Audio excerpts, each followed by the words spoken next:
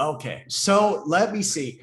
We were going to try and go to Jeremiah Pop. He is not available. Mark Sokol is not available. We do have Jeremy Reese. So right around now, typically we go to kind of an update from Falcon Space. As you guys know, so Mark is on the road, and he was at Chris Hardiman's. If you were here when the event first started, he was walking us to Chris Hardiman's house. Let's go to Jeremy. Do you have any updates for us? I don't have anything right now. I didn't have anything planned other than that I was, going to Tesla Tech, but we already talked about that with Mike. And Mark is down in Oklahoma right now. I think he's probably finishing packing up and getting all of Chris Hardiman's stuff together. Chris Hardiman passed in February of 2021 this year, and his widow Flo has been going through all of his stuff, and she wanted she was thinking about selling it.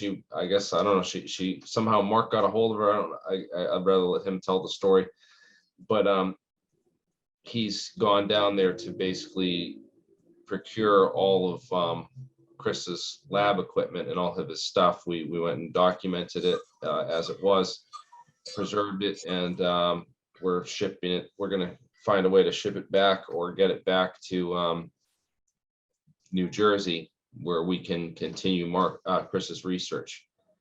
So, and we got a ton of great insights on the Alexei Cherkanov advice from Chris's research, and he has a replication, and he's definitely pushed us way further along than we would have been on our own with a replication of that particular device, and based on his research, which is really, really awesome. Thank you to Mark for going down there. So awesome. Well, so we're kind of cutting things short today. Then maybe we should just go to kind of open discussion, I guess, if anybody wants to chat. So why don't we do that then? I'll just, let me see, allow participants to unmute themselves. That's checked. I guess I'll just open it up. If you guys want to chat, we could do open discussion. Yep, and everyone watching live on YouTube, you guys can go to altpropulsion.com and click the events button and find out the Zoom link if you'd like to join. And I think we'll wrap it up here for the live conference. We're at 5 hours now for the stream. That's plenty for most people to handle. Most people look at a 5-hour stream and say, yeah, I'm not going to watch that, or they'll pick out the parts that they do want to watch. But thank you for any of you that are in the audience that stuck with us through the whole 5 hours. I've been here the whole time, and I have not taken a bathroom break. So we'll take you to commercial now, and no, I don't have any sponsors. If you'd like to sponsor us, you can go to the website, and there's some ways to, on allpropulsion.com and on alienscientist.com. There's going to be some more ways where you guys can support us. So I'm going to be setting up Patreon and other things so people can support us here and stuff. So thank you again. And guys, look forward to chatting with you. Join the Zoom link at allpropulsion.com if you go to the events page. Thank you. There we go. Well, yeah, I would say shut down the live stream, and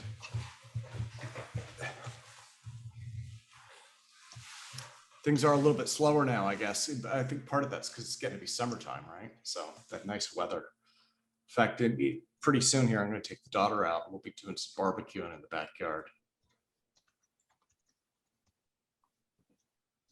Oh, heck yeah. That's much better with the pressure off now this.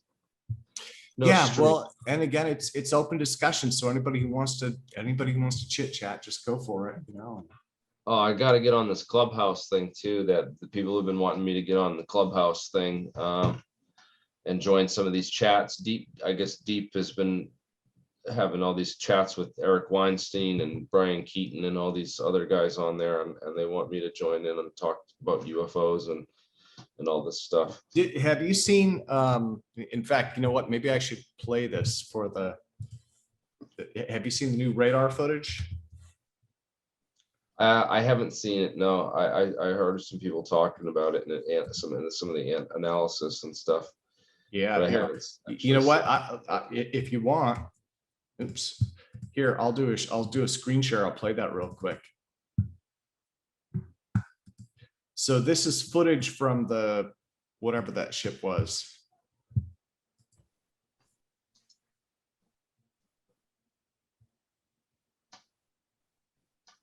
I don't know if you guys can see this well or not.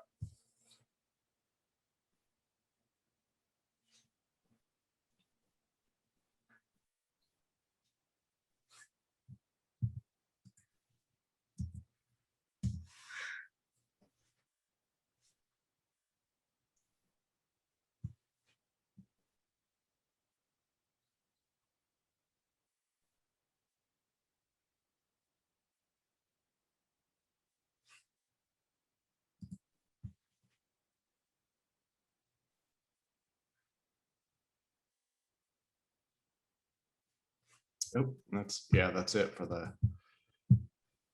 You know, so. Okay. Oh, and then Michael, you don't have to raise your hand to ask a question though. Oh, okay. That's the Omaha. Oh, yeah. Sorry, I was talking to Michael Richardson. He has his hand raised on the screen still. Yeah, here, let me stop the screen share. There we go. Okay, maybe he did that on accident. What that was I'm not sure if that was the Omaha. It might have been. That was the UAP swarm from 2019. mm-hmm. That was the radar. Yeah, right? yeah, that was the that's radar track. The Omaha. That's the Omaha radar. Oh, okay. And you've worked on those systems, right, Michael? No, I did infrared, not radar. Okay, okay. Has anyone heard anything of the government using the possibility of the government using this as an excuse to weaponize space? Well, Oh yeah, there's all kinds of stuff flying around. There's that whole it's a psyop. I disagree. I believe basically the people were all. It goes along with the whole pandemic thing, where now that the pandemic is over, they got to find something new to make people afraid of. I don't think they would use UAPs to weaponize space. I think they would use China. So, China was already in the works. UAPs are just a bonus, really. It's like a parting gift, And what's a UAP? I'm not familiar with that term. That's the UFOs. That's okay. unidentified aerial phenomena. That's what they're calling it now. Okay. Yeah, the military calls them UAPs. That way they don't want to seem silly. Like Yeah. the X-Files. Yeah, exactly. Well, either that or they just decided that UFOs have been, worn out and change over to UAPs to give them another 70 years of, we don't have to tell you anything. Oh, I think there you go. yeah, I think they got to a point with they got so frustrated with trying to implement the whole coronavirus response and all that, because nobody believes the government anymore. That they're like, all right, we gotta give up something, and it's like, all right, well. That's what I feel like now is they're trying so hard to get credibility back for themselves. You're saying it's a gimme, basically. That's a gimme. They're like, give them something that doesn't matter. Okay, alien invasion. Yeah. Now they'll believe us and trust us in the next time. Yeah. And then they have a fallback. The fallback is the Ark of the Covenant from the end of Indiana Jones, right?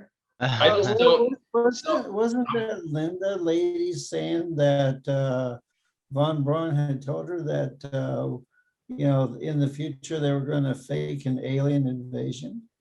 Yeah, Right. so Greer is now coming out all on that whole tip about the fake alien invasion stuff, right?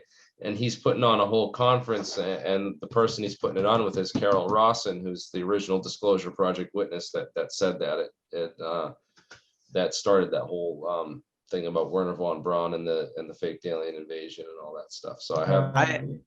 I wonder though, because what a coincidence that shortly after they put in place the Space Force, that now they choose to reveal all this stuff about aliens, and it wouldn't surprise me if shortly after this they're gonna use it maybe as an excuse to weaponize it or weaponize Really space. worried that it's going to be, a limited hangout, intelligence operation, because, they're going to go and say, oh, well, we can easily debunk these things, because there have been so many more sightings and everybody has cameras now, so there's just more and more video evidence. But, maybe, I guess we'll find out in June. What if we just don't know what the hell it is, and they're just trying to, basically after how many years they've been trying to hide this stuff, 65 years, they finally, somebody with some common sense said, hey, you know what? We've been working on this a long time. We still don't know what the hell this is. They just don't know what it is. And that's why they're basically at the end of their wits. I'm putting together a compilation right now of all the clips of them saying like, oh, well, this is advanced technology that defies our understandings of physics, or that we don't know what it is. I'm making like literally a clip of all the mainstream times that they've said that. And this is going to be my promotion for the APEC conference. And like, well, we got a team that's trying to figure out what it could be. Do it. That's a good idea. Hey, Jeremy, I just looked up something the other day. I was looking up band gaps in semiconductors, and I did a patent search on it. And one of the first things to come back was Battelle, Battelle Memorial Institute, and it was like on carbon nanotubes and quasi crystals and all this stuff, and I wasn't even looking for that. It's just, I was looking at semiconductors, and that's what came back. So I agree with what you said before about, the military industrial complex, is hiding, technology that we as the public would and should have, Yeah, you guys think the government is more competent than it really is. That's hey, my I'm telling you, I used to have a security clearance. Most people that can't make it in the private sector, they'll get a job in the government and be set for life. So I don't really see. But Battelle's not the government, though. They're outside the government. Same with Lockheed and Raytheon, and they all have special access programs to get huge amounts of money off the Pentagon black budget, and that's just a fact. Yeah, but another way of looking at that is that they weren't even good enough to get into the government. So they're sub-government, right? They're just contractors. That's true. No, they're super government. But I agree with Mike that the government's incompetent. I worked for years and on some real secret IR stuff, and it was like multi-million-dollar budgets and stuff. And a lot of I'd say about half the time, the big secret is it didn't work. That's actually kind of true. That's why they have the no bid contracts. Or they use past performance, and they give everybody like green, yellow, red, and of course always the big guys always get green on the contract bid. So I agree with you there. Like 80% of that stuff is just money wasted down the drain. But there's definitely some stuff that's well, it's not just money, it's your money they're wasting. Yeah, absolutely. Wait. Hey guys, I got a couple of articles that I would like to share with you. One is about anti-gravity and one is about photons. Oh, that's actually what I was about to ask. Or did he say phonons or photons? Photons. But this other first one, you could say it's phonons. Hold on, I gotta go to the right view here. Go to share screen. I was actually about to ask about that. If anyone has been following or heard of any developments regarding the claim that phonons might have anti-gravitic properties. Yeah. Can you guys see that? It looks like it says it started. Oh, you know what? I think it needs to be there. You go. There it is. See it? Yeah. Okay, so here's this article. Physicists discover anti-gravity and bizarre buoyancy experiment. Mhm. So basically, what you have is this example of this little ship that's upside down, and it's so you have this nifty little video I'm going to show you. So here we go.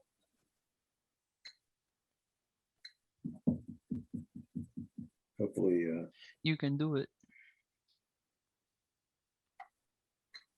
This tiny plastic boat is floating Oh, I have heard. down Yeah, I've in a seen this. layer of levitating liquid. It looks like a gravity-defying magic trick, but in this case, the magic is in the science and the mathematics behind this counterintuitive new phenomenon.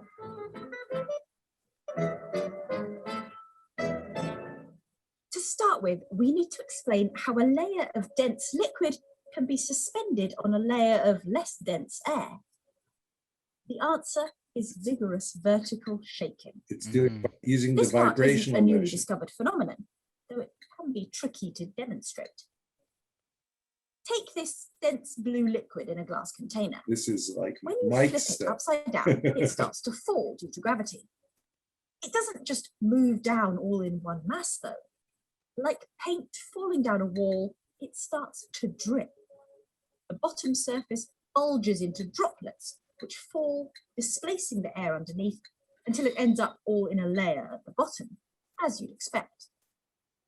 But if you place the container on a shaker set to a suitable frequency, something unusual happens. Once the blue liquid is fully upside down, it stops dripping. The vibrations prevent the droplets from forming and keep the whole bottom layer of the liquid nearly flat. And if the droplets can't form, the liquid can't fall. It's floating on a trapped cushion of air contained by the glass on either side. It's compressing the air below it, but it can't displace it, so it hovers in place. While this was already known, researchers in France have been exploring another, even more counterintuitive effect of the shaking.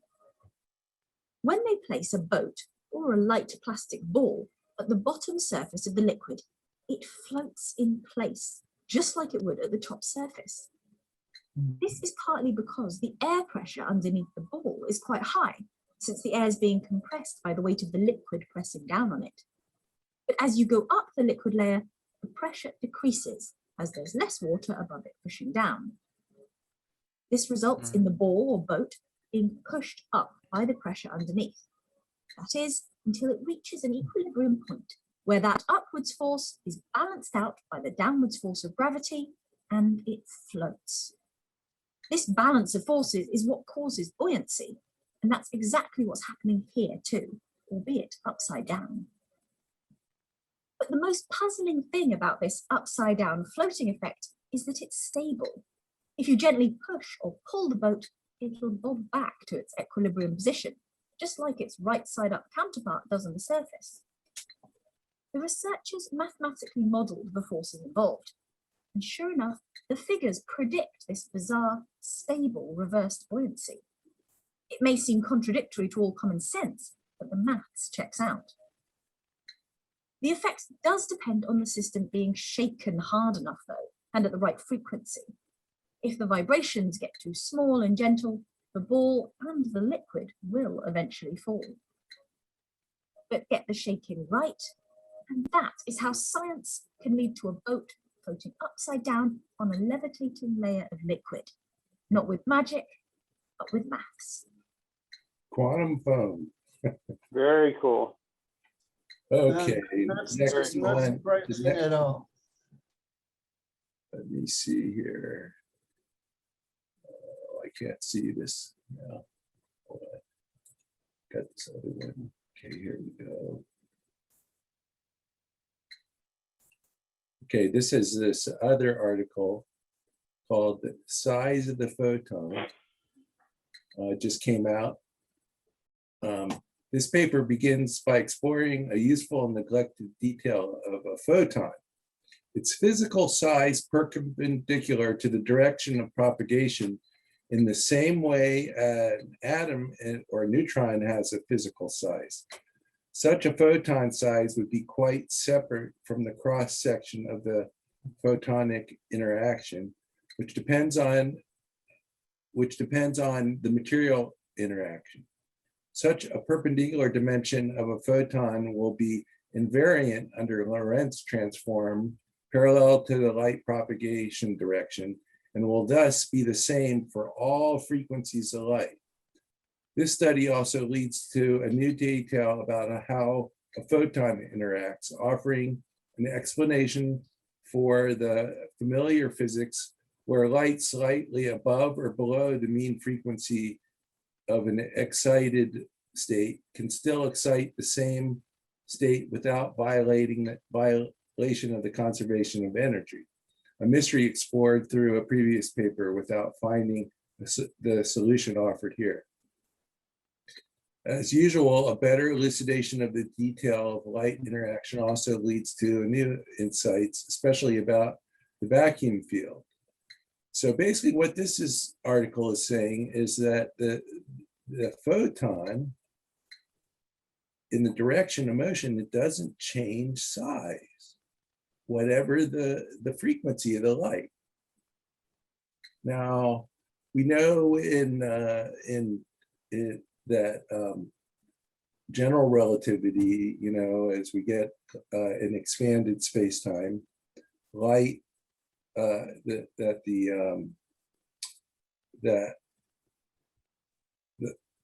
lost my train, but basically what it means is that the photons are I think that this might explain why the speed of light is the same, whatever reference frame you're in. Oh man, Jason would have been a good person to talk to about that, because I would have liked to hear the counter argument. Yeah, well, it's just an idea, so I don't know. I'm sure there's more than one opinion. Jason probably would have agreed with that perspective. So essentially, that's the couple articles I thought you guys would enjoy. So there you go. By the way, is anyone familiar with Dr. Dowdy's the stuff that Jason was referring to, Dr. Dowdy's extinction shift principle? Because I wish Jason was here, because I really wanted to be able to ask that question that I had earlier about how photons can travel instantaneously. I don't understand that if it has a speed limit, or rather not a speed limit, but what he says. Well, I know that in quantum entanglement, essentially what you have is two electrons that are of opposite spin that are entangled with each other. When you separate them, essentially that's what you can do. You can separate them physically with distance and maintain that entanglement. And there's lots of experimental data to support that. When quantum, and that's treating quantum entanglement as a phenomenon like quantum tunneling. And so if you can produce an electron of the opposite spin, you can produce a photon of the opposite spin. Right. So I just don't, the thing that I'm having a hard time understanding is how is it that light has this the speed, this constant speed, plus whatever the speed of the source of the emission of the light is, and yet you still receive that photon instantaneously, like with the example that he was giving. If a star blows up, you see it live, and the star could be like 20 light years away. How is it that you see that star blowing up in real time, and yet the light travels at c plus whatever the speed of the source of that light is? I don't know of any experimental evidence of that. Do you know of any? No, he was actually giving a hypothetical about if we ever get to Mars, and then we can start conducting experiments, or maybe even the moon. That has to do with Sir Isaac Instantaneous Newton's using perspective quantum. of light movement, and that and kind of like a mix with Nassim Haramein's Schwarzschild proton, and that light essentially enters into the vacuum or the multiverse from its original spot, and then instantaneously, like it's quantum locked almost, comes out at your exact specific point of reference. Mhm. Thus, it's traveling. It takes, you have to go watch Jason's videos, the in-depth one on it, because then he explains how it still takes time for it to like move, like the ripple to move through space, I guess. But once that ripple Watch the reaches you, PBS. that open view then connects you to real-time light viewing on that planet or that star, that frame of reference, that it's, you'll see what's happening in that moment on that star, instead of having to wait for that entire light to travel that whole time to get to that moment that you are on your planet from that reference. If you're getting what I'm saying, he explains it a lot better in his 25-30 minute video on that topic. Jeremy, were you saying something? Yeah, before- PBS Space Time recently did a video called "What If Tiny Black Holes Are Everywhere" 4 days ago, and it talks about Planck relics. And this is kind of like, it's connected to this idea that atoms are like little black holes in a way. Yeah, the Planck relic is directly correlated to Nassim Haramein and Schwarzschild thesis, or Schwarzschild proton thesis, and it's he uses it as like the smallest measurement of any particle size in the connected universe, and that it's a holographic universe, and that every atom is simultaneously connected with a holographic reflection of the information of any moment or reference of the universe in particles in every other part of the connected universe. So it's like an infinite series, because that's the way, it's the only way it would make sense to me, is if light were this homogeneous omnipresent thing that that is would be akin to like a series of infinitely connected gears, so that the moment you move one gear, all of the other gears that are connected to it would move simultaneously, and so there, that way you would have like this instantaneous type of interaction. But I mean, that's the best analogy I could come up with to make sense of something like that. But besides that, I don't know how you can reconcile how light would have the speed limit and yet see everything instantaneously. Well, what if It's a little- speed doesn't apply to it because a photon is timeless? It goes on forever until it hits something, doesn't it? Or as long as you keep the light on. There's nothing, and we just read about how it doesn't, the cross-sectional size doesn't change, whatever the frequency. So if it's timeless, and that would make its waveform would be the same. It wouldn't Michael, what you just brought up is the key part of what Verbelli talks about, of once the time it takes, or like the speed of light time from your initial spot to your reference, once that time passes, then the time remaining of the light source being connected and broadcasting that light from your reference, you're then able to view real time actions of the initial spot that that light is coming from. So it's like once you're connected to it and the photon or light keeps going, it somehow projects the real time of your initial source of light to the reference point, even without that additional light speed time for it to continue traveling there. If you get Well, we've measured the speed of solar flares from the sun, and it's like 7 minutes, close to 7 minutes to get for that light to reach the Earth. We've also measured the speed of the proton flux produced by the sun in coronal mass ejection, and that takes 2 to 3 days.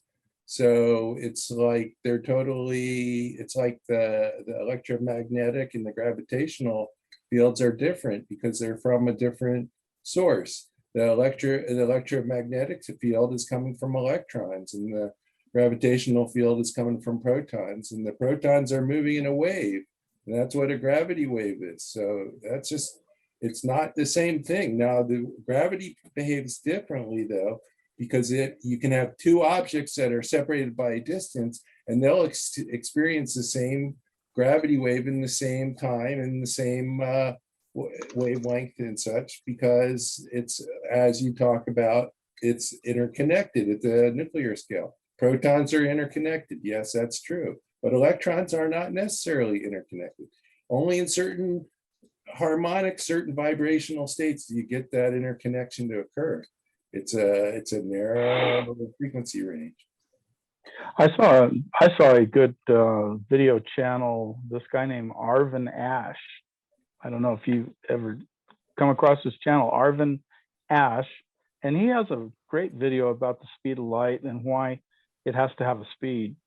And I remember something about him saying that light could never be instantaneous because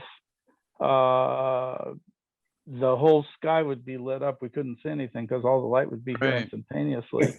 And it was a pretty in-depth video that might be worth checking out. Arvin Ash. See, that does make sense, yeah. So but anyway, and then Michael, on your video with the little ships and the liquid, man, that was great, dude. I love that because I thought about I think you were probably on one of the broadcasts on the Zooms.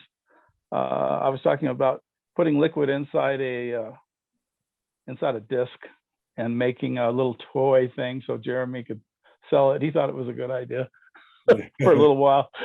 And put some baby oil and some blue colored water inside a disc and spin it. GoFundMe campaign.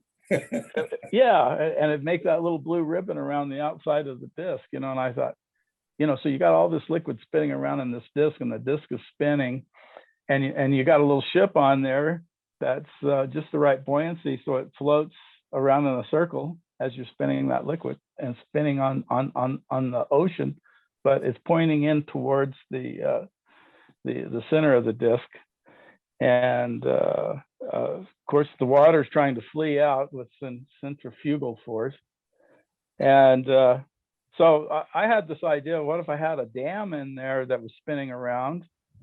And then I could lock that dam into place with a magnet or something, and shoot the blue liquid across the diameter of the disc. And since the blue liquid is heavier, because it's heavier than the baby oil, so if the liquid's heavier, it would shoot the water across the diameter. Then you move the center of mass into one half of the disc. And to me, it's all about moving that center of mass inside a spinning disc as far as my 19th century acceleration device. I'm still working on trying to figure out 18th and 19th century physics, and even all the math that Mike Boyd gave us on the Dean drive, I see a lot of correlation between rotating masses, rotating liquids, center of mass, center of gravity, center of geometry. And I still think that we just need to do a whole lot more research just on those things. And on a reaction wheel, when the only true propellantless propulsion you have in space is that those reaction wheels and spinning gyroscopes, from what I'm understanding here. So to make a long story short, I already can change the center of mass in something that spins. You could change the center of mass like 80 times a second. Maybe you could do it 100 times a second or even faster. I mean, if you can spin things 20,000 RPMs, at every 1 RPM, you could change the center of mass. That's 20,000 times a second. I mean, not 20,000 times a minute RPMs, excuse me. So if you divide that by 60, then that would give you in per second. But the whole idea, if you could change that center of mass, which it changed instantaneously with my method. The problem is once you change that, you only have a very short window to rotate that whole thing, that whole thing by 1 pi radian. So you have to, you know, like you're spinning it 100 times a second. That's Go why ahead. it was so. Someone's mic is bleeding. Oh, Liz, I think your mic is bleeding. Yeah. Oh, sorry. So you're changing the center of mass 100 times a second. But now, if you can change that for that short period, a few degrees there that is spinning, and you then you have to figure out a way to spin at 1 pi radian 180 degrees during that short window, and then you've actually moved your craft the distance of the center of mass change. And if you do that 100 times a second, and say you move it 2 inches, then you've moved 200 inches in 1 second.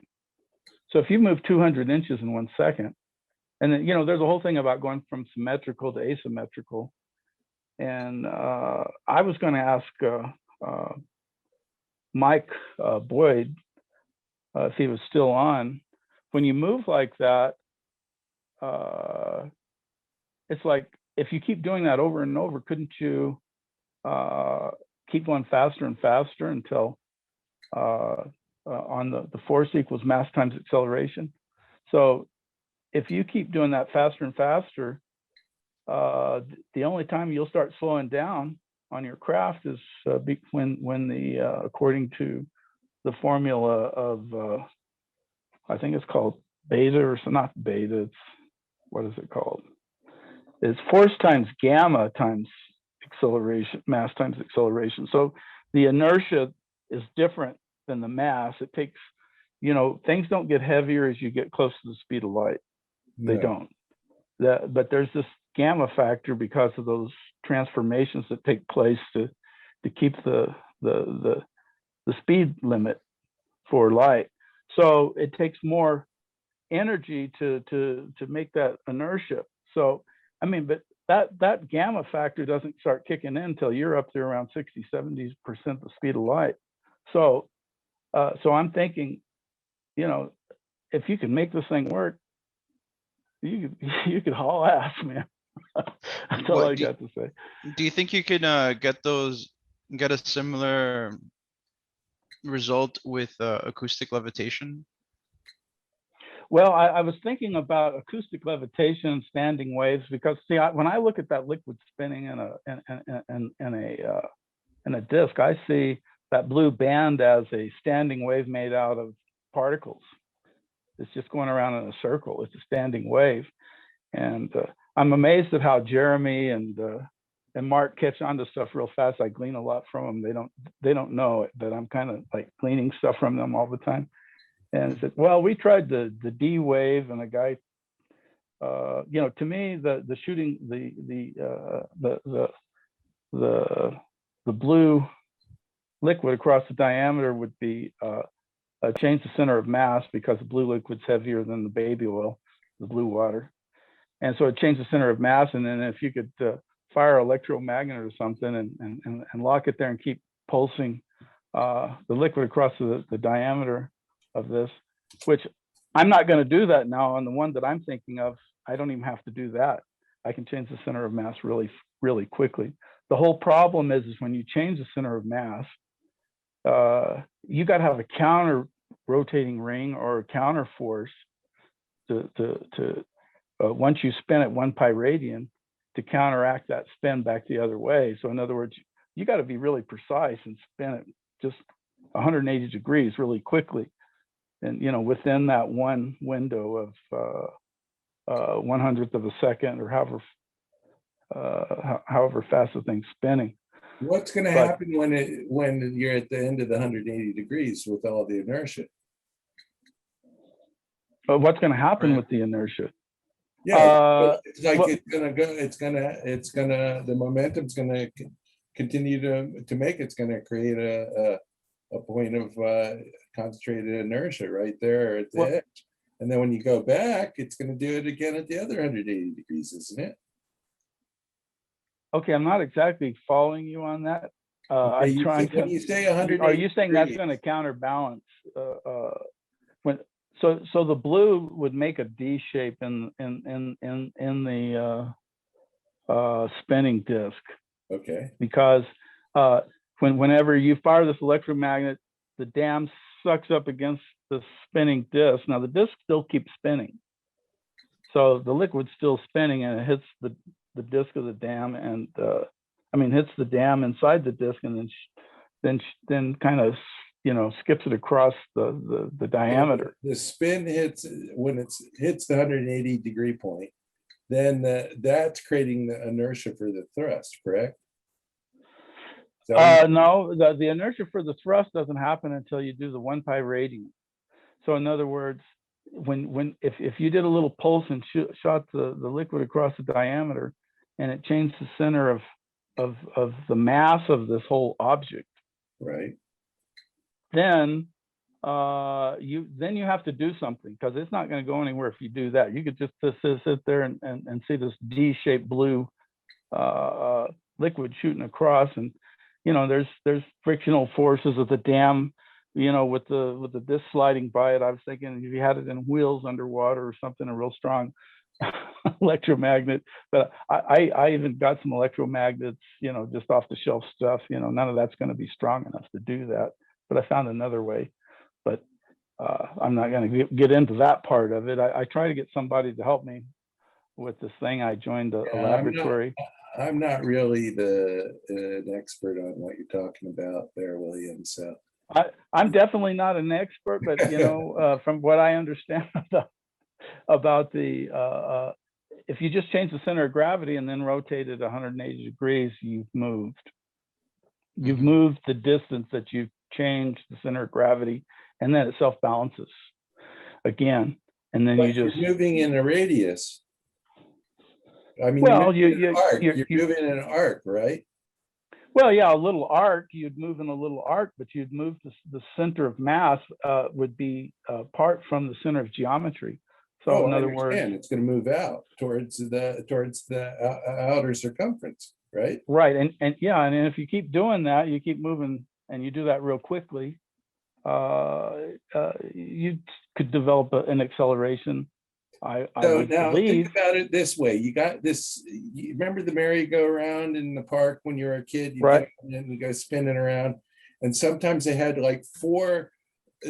There'd be like four spokes that would come out from the center, and you're on. Right. If the four of you get all running and you're running, and then you're on the outer edge and you're hanging on one of those spokes, and then the four of you all simultaneously go to the center. What happens? The thing rotates. It accelerates a lot fast. That's what collapse is. That's what collapse is right there. When the mass falls in towards the center, Collapse. you get a collapse, and that makes the thing spin faster. And that's what I call warp drive. So, oh, really? Okay. Yeah, so when you go, you get the centripetal forces. Another example of that is like a bow and arrow. You have the string, you pull the arrow back, right? And then you let go. Boing, it's warp drive. Well, you gotta have some kind of force. You have to send it across.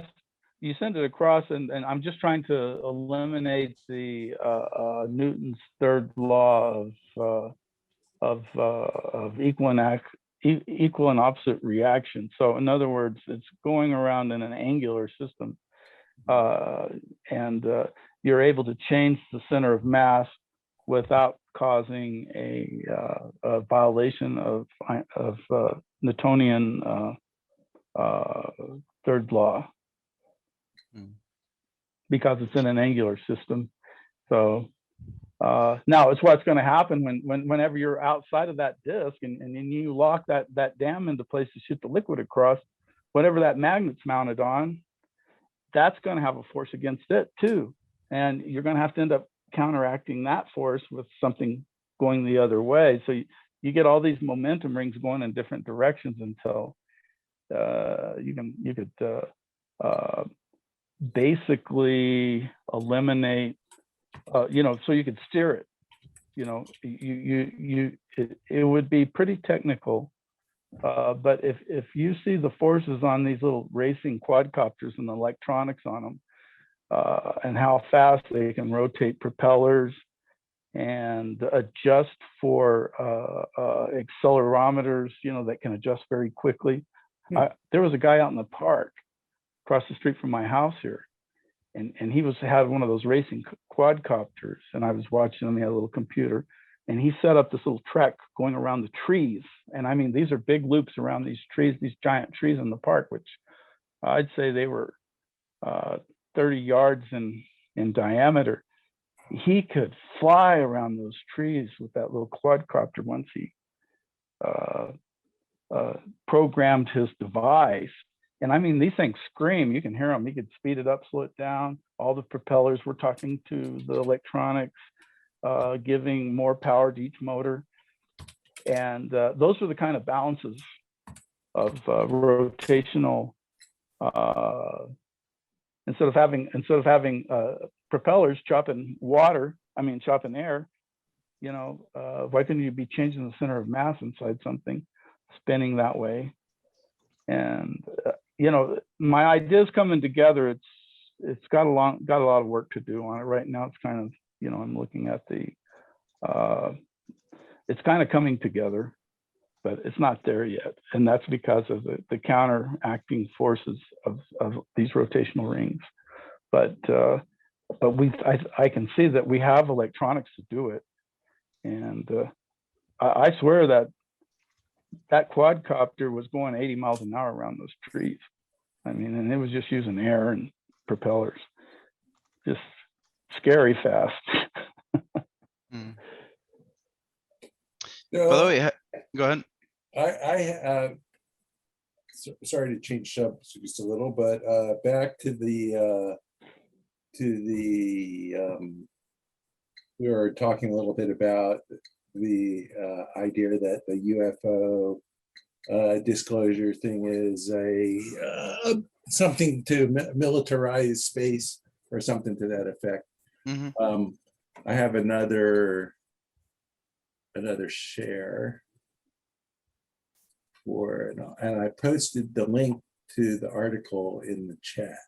The Hill? Into the chat section. Is that from the Hill? The article is from the Hill? Yeah, the Hill, that's it. Is that the new one about UAPs? Yeah, the one I sent that to you. Yes, that was from you. Okay. Yeah, that was. I thought this is. I follow both sides. I always like to follow both sides. So it was I thought that was a pretty well balanced article. Yeah. So here, let's see if I can. Well, I have it here somewhere. Sorry, I got to keep it on mute. The neighbor's weed eating. I'll show you guys this though before I go back on mute. Here you go. I don't know if you can see my screen or not. This is Morningstar Cedar Incense. This is the good stuff. If you're missing that wood smoke, and you don't want to start up the barbecue, this is pretty good. So this is the article here. Extraordinary explanation for UFOs looks increasingly plausible. And so they go basically through, the different, this is like an opinion piece, but it covers both sides, and it basically it addresses the skepticism, but it also points out that some people are talking about these UAPs that are pretty legit people. Like even Obama is apparently seeing some of everyone I know is a quote unquote believer. All my military contacts, all of the scientists that I respect, we're all kind of, I think everybody's scratching their head on this, right? I mean, yeah. Yeah, but I think I frankly, I feel like it's wonderful. Hey You know, guys, the just thing that, a quick update. I've been emailing back and forth with Jason, and I told him to just rejoin the Zoom, so hopefully he will. Oh, okay, crossing cool. fingers here. I'm hoping.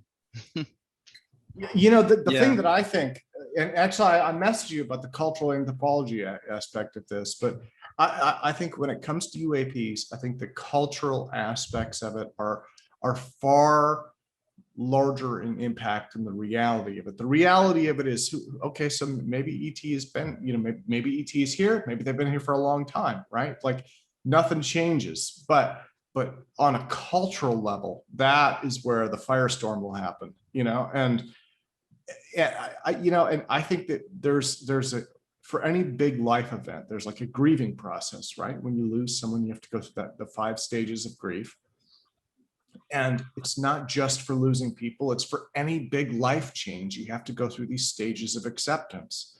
And I think with UAPs, I think it's like you're saying, Michael, I think it will be wonderful, but I think at the same time, to get from here to there, we're going to have to cross the ravine, you know? And yeah, and the ravine is filled with a lot of cultural trauma that's been handed down from our parents to us. And that's the real challenge, I think, to, you know, maybe it isn't ETs, maybe it's maybe there's other intelligent life on Earth that we don't know about, like in the oceans, for example. Guys, that was I mean, all beautiful this, right a there. lot of this UAP stuff that we've been seeing in San Diego, there's always USOs associated with it. Maybe it's there's other intelligent life on Earth and it's more advanced than us. Okay. Yeah, I mean, you know, there's like there's the orangutan, there's the gorilla, there's the chimpanzee, there's the bonobo, and then there's human. Those are the 5 species of great apes, as they're called. Okay, and they all have hair except for us. Now, why would that be an aquatic adaptation? You know, there's other possibilities that are less, let us say, out there.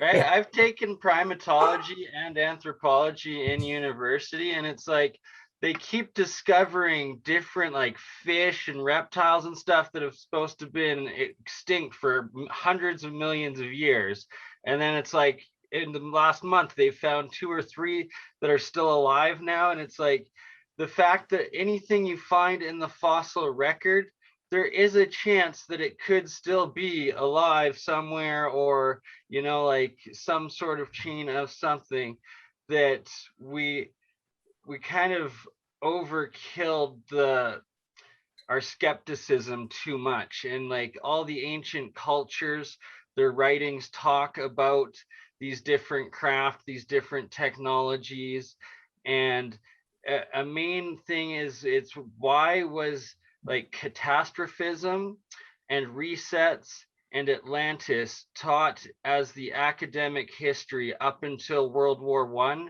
and then after World War II, that was taught as the complete hearsay and opposite. And the more anyone looks, I would say some stuff that they classify as science in the past, we wouldn't classify as scientific today. And an example comes into mind that I learned in anthropology and archaeology is what's called osteology, or the study of human bones. And all the way up till the 60s and 70s, when you looked at an osteology book, they would have race in the bones. They had like the Negroid, the Asian, and the Caucasian. They had these 3 bone types that were related to race. Now you got to realize what the American Archaeology Society says about race is that, or American Anthropology Society says about race, is that race is a social construct of European neocolonialism. So in other words, translated into layman's terms, it means some white guy in Europe made it up, okay? And they used it to create these generations of intergenerational trauma that's been passed on for what, the last 500 years? It's And then we're interesting. dealing with it now. So, but that was called science. As recently as 1972, there's a leading top osteology book. It still has those race stereotypes classified as science. So I that's couldn't the agree with problem. you more. It was genocide by the I don't, well, I guess we're not live stream, the Catholic Jesuit order of every culture as science for the last 500 years up until about 100 years ago. And Yeah. then it Well, was like, you know what? We're recording, so I'll stop recording.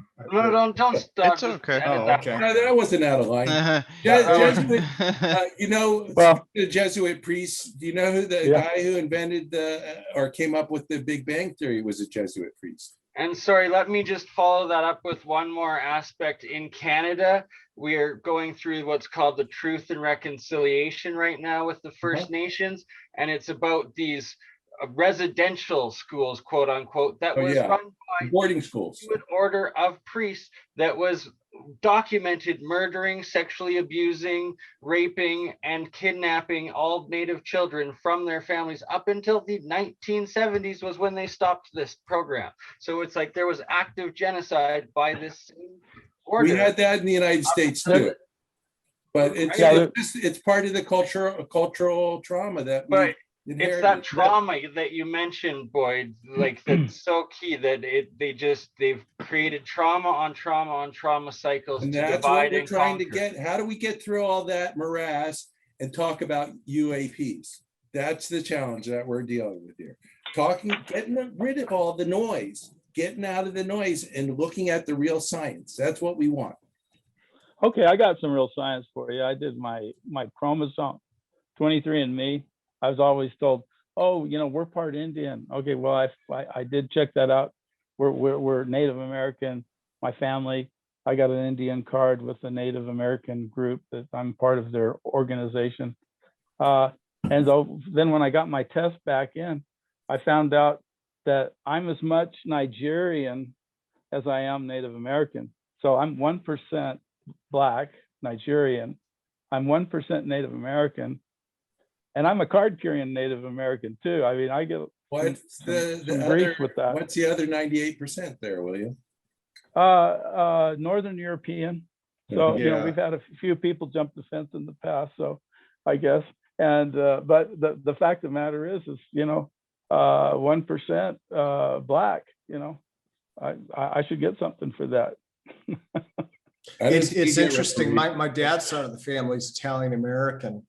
And what we did, I didn't do 23andMe. I did a different one several years ago. But when they got the results back, mom's side of the family is all English, Scottish, right? And mostly English, Mayflower material and all that. But the dad's side of the family, it's interesting because even being Central Italian, we're still related to half of the genotypes in the Middle East because it was a trade empire for so many centuries, right? And so it was like they were like, okay, your genes come from here, and it was Central Italy. I'm like, yeah, we knew that, right?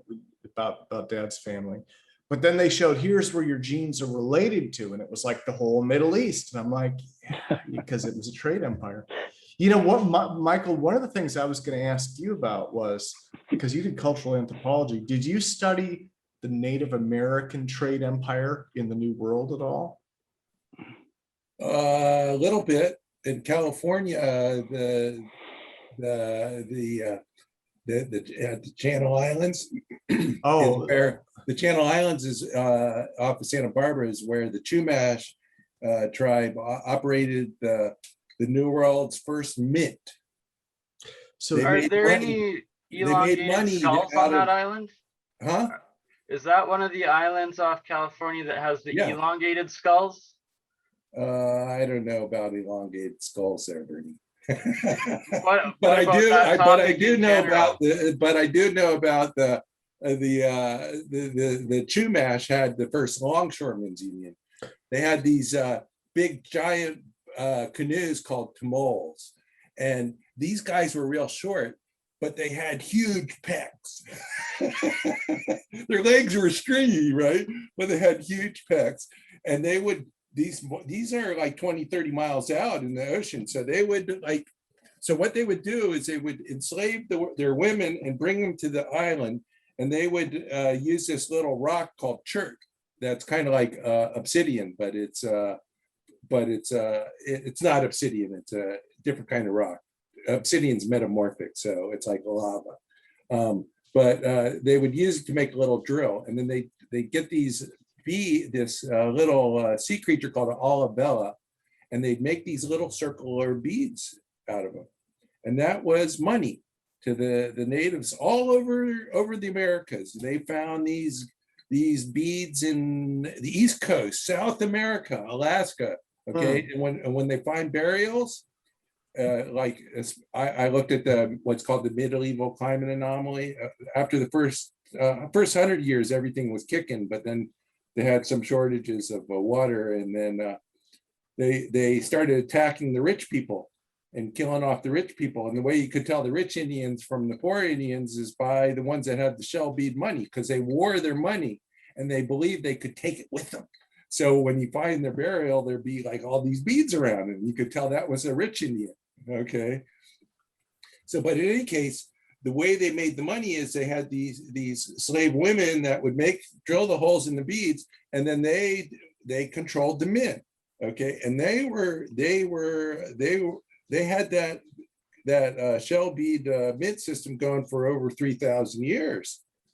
So and so basically that was it wasn't the question was about a trade route. Well, I'm telling you, they had better than a trade center. They had a monetary system that they used for buying and selling stuff. Because it was also interesting. My ex-wife, and there's a movie about it. She watched this in master school, but it was a I don't know, National Geographic or something. It was a big series about Native American trade empire, and they connected the Aztec Mayan civilization, right, to outposts from California through Arizona out so to that they had this thing called the Salt Song Trail. Okay, and it goes from California, Utah, Arizona, Nevada. Okay, and they have these trails. They have like these giant intaglos, what they're called, or geoglyphs, where these big giant figures, kind of like the NASCAR plane in South America, where you can see these images of animals and stuff.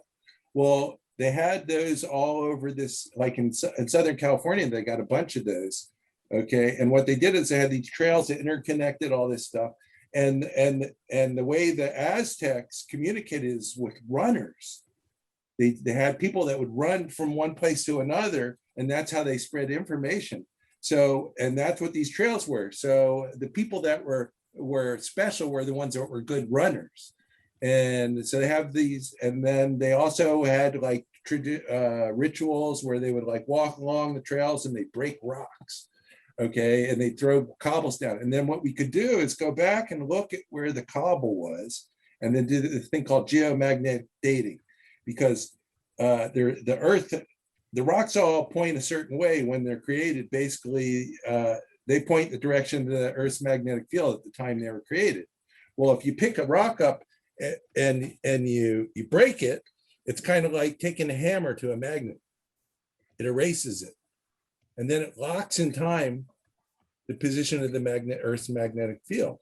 And then you can go back and look at which way the rock was pointing and basically run the algorithm backwards and figure out, oh, this was this period. So yeah, there's some real cool, that's some of the cool stuff in archaeology. Sorry to interrupt. Bernie, have you had any updates with Jason? Jason just emailed me back, so I just re-emailed him reiterating that he should join the same Zoom link as earlier, because it's private and there's just a bunch of real physicists that would like to talk real science. My wife says nerds. Exactly, right? Fellow brother You nerd. notice I got. I think Bernie should start selling his art. Bernie, do you? Oh, I already do. I have a clothing company, and regularly I'm a vendor at music festivals across Western Have you ever Canada. thought about doing nice. prints? I do my own silk screening. I own my own machines and Wow, that's everything. cool. That'd be good. You should send me a link, man. Send me a link. But I get I'll some post it t-shirt at my designs. website right now. You can see I've got one Buddha poster, and I'm going to be swapping this out for psychedelic. You got to Buddhas start pretty up the soon. t-shirt shop, Bernard. I got to talk to you privately about that as well. We gotta absolutely. I've got several things in the works, and it's literally my career over the last 15 Bernie, years. what's the jar with the it looks like a beer bottle. It is. It's a Heineken. Oh, that's a Tesla coil within it, like a plasma. Oh, that's awesome, dude. It's a yeah, plasma ball. Like Jeremy's got, but way more intense. And this with my dad's hey, look at mine. What the hell? The radiation detector. Hey, look, I kind of got one. That's cool. No, that's weak, Jeremy. That's weak. What do You you need to put the beer in it. Nuclear radiation, a Geiger counter. With my dad's Geiger counter, I held it up to that plasma ball, and it goes to 3,000 whatever. When you get to within that's just beta. You don't worry. Oh, okay, it's not. Okay, it's nothing to worry about. Remember the old your old CRT television? The Geiger. I had the old. Big CRT, the cathode ray tube televisions like you can get like the little ion like photon shooter thingy in the back. Yeah, the black and white don't want to do this, but the color ones, they'll put out some x-rays. Right? So when you flip it off and on, it puts out an x-ray, and I've used them to calibrate a scintillation counter. When I couldn't find a radiation source, I just turned my color TV over and just like flip it off and on, and hold it right in the middle. So I'm starting a series of videos of like taking apart microwaves, computers, hard drives, washers and dryers, and like salvaging, especially TVs and radios, and salvaging all the old different parts out of it to do different science experiments. Okay, yeah. Well, if you mess with the klystron tube, don't do it in an unshielded container, or else you'll get exposed to. That's what I'm saying, Michael. Is that if I can maybe, and Tim, come up and present you guys with like different ideas for every APEC for like a segment where it's like we come on and then take it apart, but you guys like give instructions on what's dangerous, what are the parts we're looking for, sort of thing. And then it's like a do-it-yourself project for the viewers as well, where we're teaching them how they can access these different like. Sorry, you mean for lifters? Well, just for like magnets, coils, generators, like from because the safety like, stuff. That's what I'm saying. So it's like I'll set it up in my backyard tent, and you guys like instruct me on the project that day. Yeah, how to do it. The thing is with lifters, you have to kind of. I don't know. We'll just say you have to get bit a few times before you figure out how they work. Yeah, well, the thing is, you play with high voltage and you get shocked, and you play. It's basically that's how we learn. Failure's not an option; it's a learning experience. So you learn not to put your finger there. well, that's exactly it. So me as well as viewers don't have to do that themselves. We get your guys' experience that have already, been shocked a couple times, or like get the direction of things not to do, right? So we'll have a video that'll show it when it's working. We don't make a video of us getting electrocuted. I mean, that would be kind of funny to watch, I'm sure, if we could just like show how many times and stuff. With the test failed before we got it to work. Right, but see, those are like things that you can edit in and structure on your weekly or bi-weekly programs as like segments that then like viewers catch on to and stuff, and then they'll also submit stuff. It's a whole dimension of the Well, Just I basically, structuring my lots of personal things. feeling is if I see you talking about you're going to do something which I don't think is really safe, I'll let you know what the risks are, and then it's up to you to kind of decide for yourself if you're willing to do that. I mean, like other segments where people were working with caustics or acids and stuff like that, I express that kind of concern, and electrical stuff too. It's only because I've taken classes more than I've actually screwed it up myself, but I have definitely screwed it up myself.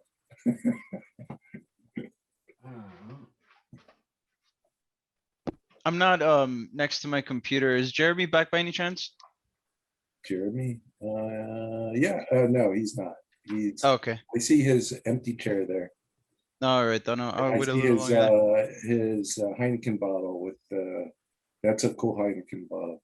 That's what you guys should do, sell on or do on GoFundMe, is have some little thing that you give away if you hit a certain amount.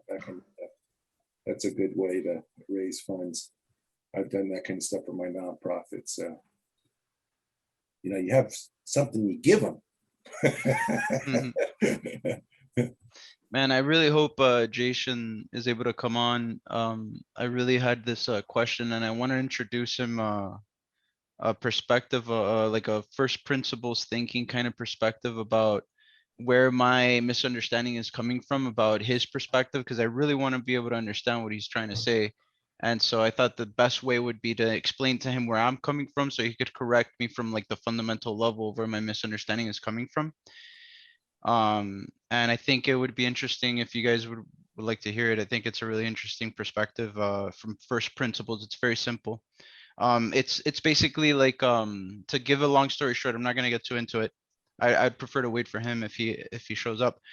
But it's basically a perspective on the uncertainty principle and why specifically it's like a new perspective.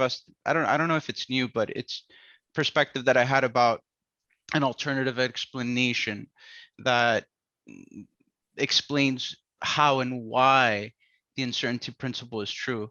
You would just have to make a very a slight adjustment to our everyday assumptions about how matter actually exists, basically. But that's something that I would really like to get into if Jason ever comes in. Well, I'm feeling confused. Why would you need Jason? Just go ahead and tell us what you're Okay.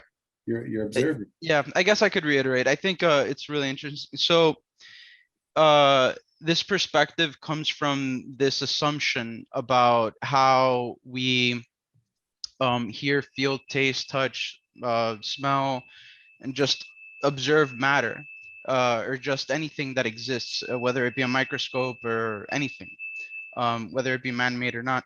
Sorry, do you guys hear that ringing? Yeah. Okay, it'll go away in a second. Oh no. 1 second, it'll go away now in a second. It's not loud, so just go ahead. Sorry, Okay. he hasn't messaged back in like 20 minutes, but it took him like 30 minutes to get my first one and message back. And then he sent two, and then it sounds like he would, if he gets this and understands that it's everyone's still here. Quickly though, I in the meantime, just I have a solar 240 watt solar panels, a couple of battery banks, an inverter, surge protecting outlets and stuff, and I'd like to create with also, I think, car batteries would it be, but a circuit outside fully connected to run a bunch of LED lights that it charges with the solar during the day. Then I've got electric circuit that senses it goes dark, and all my LED lights would essentially run off of some battery bank that's been charged by this. What do you need the inverter for? I don't know. I've always just been told that I needed an inverter. So let's explain. So I basically took classes in solar PV, so I know a little bit about it. So what an inverter does is it takes your direct current that's produced by your solar panel and converts it to an alternating current. So you can use it to power AC components, for example. Right. Yeah, that's what I've Okay, been. but the battery, on the other hand, is DC, like the solar panels are. So you can actually use the solar panels to charge the batteries during the day, and then at night you can run your LEDs on the battery. Through the inverter then, right? No, you don't need an inverter. You don't even need the You don't need inverter. that inverter at all. The LED lights aren't AC, so they'll run No, just you straight can off of the get DC. I think they're both. Basically, they're both, because it'll work AC or DC for a LED. So like a neon light or something like that, it only works with AC. Okay, a fluorescent light only works with AC. So, but LED, it's just a diode, and you're just forward biasing the diode, and it makes light. Emits light. So, but in any case, you could do all that, and I would recommend you go and on YouTube, and you just watch a couple of videos, and they'll show you how to hook it all up. I wouldn't recommend you use a 12-volt car battery, because that's a little bit of overkill for one thing, and they're dangerous. You can get shocked from it and kill yourself with a car battery. Now, what you could do is get you can buy a 12-volt lead acid battery, maybe a 1 or 2 amp one. I'm gonna go walk over and grab one. I got like several of them because I like playing with batteries, and I'll bring it back and show you what it looks like. Thank you, sir.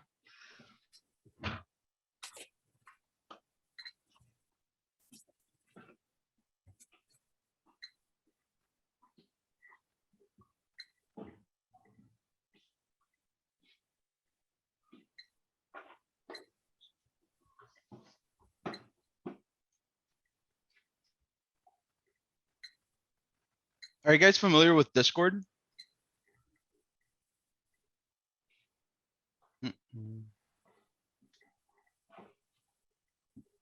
I just thought Discord would be a good platform to have these discussions, and because you have basically one server and many different channels. So here's to- what this battery looks like. See, this is a 12-volt lead acid battery. Cool. Okay, Sorry. and it costs like $10. Not as much as a car battery. Nice. So, that's kind of weird how it makes it look backwards. Oh, interesting. So now the other thing is the solar panels that you got. If you look on the back of the solar panels, it has a specification. There's 2 numbers there. There's what's called open circuit voltage. Okay. That's what that means is if you measure the voltage off the thing when it's fully illuminated, that's the voltage you measure. If you apply a load to it, there's what's called a short circuit current at ISC. Those are and then it'll have a wattage. It'll say 10 watts or something like that. It should be on the back. It should have a spec sheet that goes with it. You want to make, so like say it says it's 5 volts, half an amp. So you got a 5-volt source, but you got a 12-volt battery. So now that means you need to put a transformer in between it or something that's gonna to increase the voltage to match. It's got to be more than 12 volts or the battery won't charge. You follow? Yeah. See, that's what I was thinking, right? It was that there was going to need some sort of transistor in the circuit. So yeah, basically I'm going to do up a video on trying to connect everything and what all I have, and then maybe if we can go over it next time or something would be appreciated.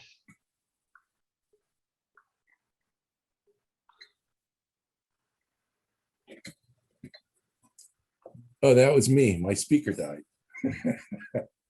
Oh. Sorry about that. Sorry, I'm just gonna check my email one last time and see if he gets back to us. If not, I have to go for dinner. The girlfriend is calling. Tim, I have a question. Are you guys still, sorry, were you guys still in the middle of chatting? Okay, I just had a Yeah. question for Tim. But doesn't look like, Oh, he's there. Just ask him. Tim? yeah, he's there. I just don't think he's, his speakers are on or that he can hear me. Oh, hey, Tim. Tim, someone wave at him, please. Oh, There there he he is. There you go. Tim, I had a question for you. You're muted though. Sorry, guys, I'm spacing out. What's up? Just a quick question. I don't know if have you ever heard of the platform Discord before? Yeah. Well, because I got into crypto and so I got onto Discord, but I didn't use it that much. Seems like Telegram was more popular. Right. No, I was just mentioning it because I thought Discord would be a more appropriate setting for this type of discussion where multiple people are talking simultaneously. Because I'm sure you've already noticed, but Discord has one server that multiple people can be in, and you have multiple channels. And Well- so people, Well, now are you talking about Discord for chat or Discord for video? you could do both, and you could do screen Oh. sharing, video, chat, text. And to transfer it over to Discord once you drop going live from YouTube is that you then transfer everything over live to Discord, where it then continues to upload, but it's on a more private platform where only like your members and serious people go, sort of thing, right? And I Okay. just thought it was a good idea, and it's more appropriate because that way you can have multiple people speak simultaneously, but in different channels. And that way, you know, I just thought for next time, I thought it would be a good idea because there have been some people that I've been wanting to speak to, but it's just really hard to interject and, you know, because I don't want to be rude, to speak over people. So on Discord, you could actually just go to a separate channel within the same server. Oh, yeah. And you can then have different conversations simultaneously without interrupting people. That's Okay, a great okay. idea. Yeah, well, and Jay, Yeah, I was gonna say also, just make sure to speak up in the Q&A session too, you know, and Right. I know what you're saying, but I mean, in the Q&A session, just make sure to speak up, you know, so. Mhm. Yeah, I don't know, our conference is kind of weird anyways, you know, I mean, I'm a not good even word. sure how we started this. I'm gonna blame, it's partly Jeremy Reese's fault. He's smiling because he No. knows I speak the truth, but. You know, Where's Mark and Jeremiah, man? They're like, well, they called me up last like September and they're like, you run American Anti-Gravity. They're like, you should moderate our conference. I'm like, well. Jeremy, you should totally start a Discord with that YouTube channel they have, the Alien Scientist channel. You should promote a little Discord server. Excellent idea. I have one, I just never used it. Together for you. Oh, please, I want to join. I'd love to be able to converse with you sometime. Like, and that's where we'd bring in like the Nunez's and like Verbelli afterwards, sort of thing, like, and create like the weekly after hours sort of like discussion platform. That's a great idea. Here, I'll show you guys. I'm surfing Bernie's website now. Oh yeah, So- that's my old silk screening garage. My equipment, I currently actually just moved into temporary storage about 4 days ago. Yeah, But, this is cool. All the artwork I'm putting up to start doing different live streams and videos. Like, I've been in the production, music / clothing / festivals / like promotions, thrown my own shows, That's my beautiful. own music rights and stuff. Just the business for many years, while also being a hobbyist mad scientist, experimenting with electrolysis and different. No, Bernie, your site is well- having problems. You might want to check your WordPress. Yeah, no, I literally actually just transferred my guy some crypto like 3 days ago to redo my website. The online sales currently aren't working and stuff. I'm connecting it. I'm going with Pinterest, to be honest. I just connected to my new YouTube channel that I've now reached the level to monetize it and put it all together. But with Pinterest, you publish all your art through it, so it copyrights it for you, and then it ties all of your different social media accounts to one business account as well with it. And I'm going to be able to then print my own clothing and then put it through Pinterest, which then connects to the Google and bigger online platforms. There you go. Yeah, this is cool, man. I like you, and you have a really good handle on like the graffiti art, right? Like how to do graffiti art in print, which is really cool. The printing I've been doing the longest for over 16 years now, I guess. 2005 I started. And yeah, I have over 30 different graffiti artists, tattoo artists, urban artists and stuff that work with me and that I can get for different projects and stuff like that as well.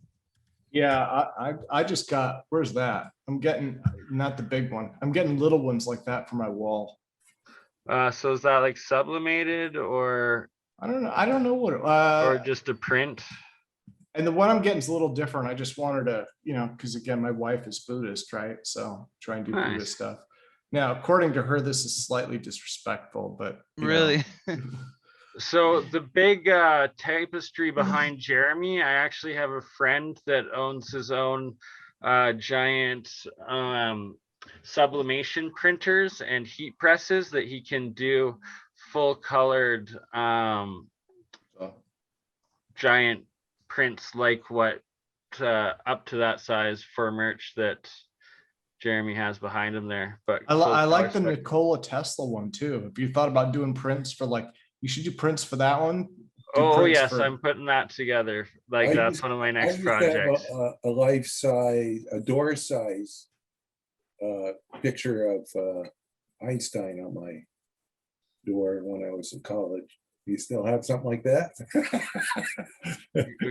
Yeah, actually, this the Einstein one right here. This is vinyl printed on a frame, so this is actually just a replica. Everything, pretty much every other one I have is an original painting in the background, but this one is actually a print. So any painting I have, I own the rights to, and I can, through my friends, make these prints, ship them, and sell them. And it's something I'm also working on. It's just transferring everything over. I've been organizing my life since festivals. Vending isn't happening anytime soon, into shifting straight onto the online, which in the end will be the absolute best for me long term. And yeah, it's been a fun progress. Oh, here, I'll show you one real quick. Yeah, like, can I play 3 minutes off of my new video that my friend released for me earlier today? Yeah. Here, my mother just put this up on her wall in her bedroom. She's 80, right? So I got this for her last Christmas. She did, when she was in college, she loved the Beatles. So, and that's awesome. That's the original. There's the blue meanie. See the blue meanie there? Yeah. When I was a kid, she would put this on replays. when I was little, right? She put this on replays. So, she's old enough now. I was like, well, you know what? I think when you get to be a certain age, you should be able to do whatever the hell you want in life, right? So after the kids move out.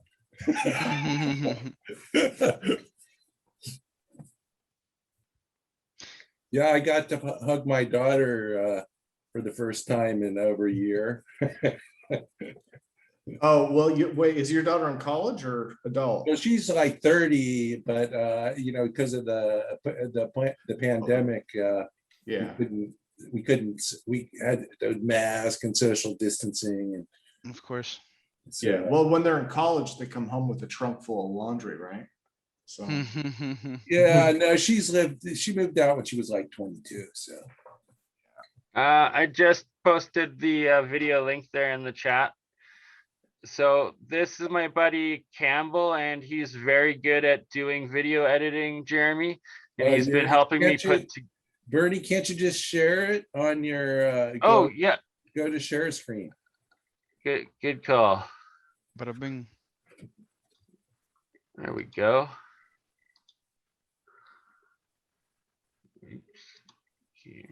What Oh, about it's the sound? 34. I thought you said it was 3 minutes. I said play the first 3 minutes. Oh, okay. You take it, put on the sound. There you go. We're still not hearing anything. Oh, he won't unless he has a plug-in for Zoom, and he would have to restart his computer to do that. Yeah, I found that out the hard way. I hear something. Oh, I think he's using his mic. He has to. No, you what you got to do? Oh, okay, hold on. Hold on. We can hear it if you have your speakers on. Yeah, if his speakers are in front of his mic, then we can hear it. But to about play now? it right from the computer. Does that work now? No sound still. You should be able to hear the sound on your side. If you can't hear it, we can't hear it. I can hear it. Can you or no? No. No. So can you move the speakers near the microphone? How about now? A little bit, but A you little gotta bit. move the speakers closer to the microphone. Hmm. Just can't hear nothing. Yeah. Well, just paste the link in, right? And then they can. Yeah, exactly. There's Yeah, it's Hutchinson. also very choppy. Yeah. The Yeah. bandwidth isn't all that great. Sorry, Don't be sorry.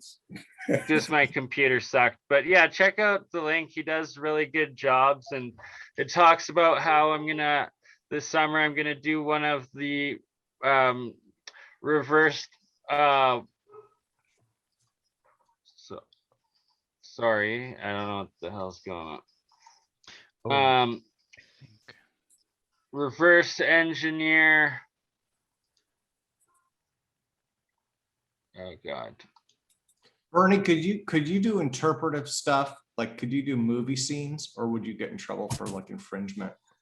It depends on if it's like a copyrighted movie, or you can usually get away with very short clips for educational purposes. And then you're allowed to use and review most other YouTube videos by other YouTube content producers through the ad program of YouTube content producing. Well, I mean, for like paintings though. What if you're doing paintings? Oh, paintings, anything you do yourself, as long as it like for digital graphic design, 25% difference than the original equals a new piece of artistic So you property or whatnot. But like like anything you'd make yourself, like these characters of like Tesla or of like the Star Wars thing or anything like Okay, I got that, some it's for like you. it's different enough that as long as you're not using the words and the names, you're good to use no copyright to sell it. I would do the face on Mars from Mission to Mars. That would be, but then this one, I love this one. Actually, I like the white one better, but I don't have him facing forward. Tim, so I'm gonna send you the links to my buddy who's a graphic designer, as well as does the heat pressing sublimation prints, and he can just give you up general quotes that it's wholesale pricing, that it's like, Yeah, that'd be interesting to see something like that, you know? I mean, yeah, and it's like you'll be able to incorporate it and then use it in your own merch and stuff like that as well long term. And it's just a certain, it calculates like the size and then the price and then like your markup and everything, where it's like you're going to be below the market price for like the standard sort of thing, like shipping. And well, if you're doing that one, you should also do the monolith. I would do that one. There you go. Get some stuff that has like emotional power to it, you know?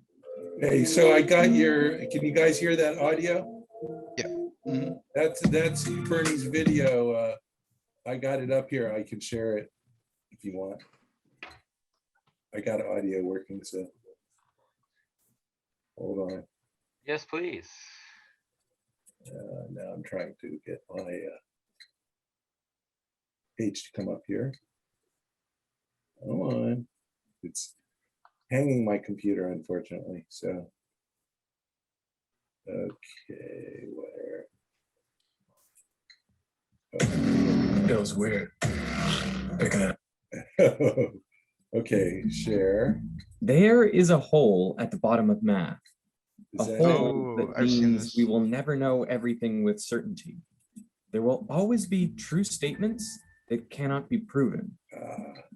Now, no I've one seen this. knows what those statements are exactly, but they could be something like the twin prime conjecture. Can you see Twin that? That's primes not my are video. prime numbers that are separated by just one Yeah. number.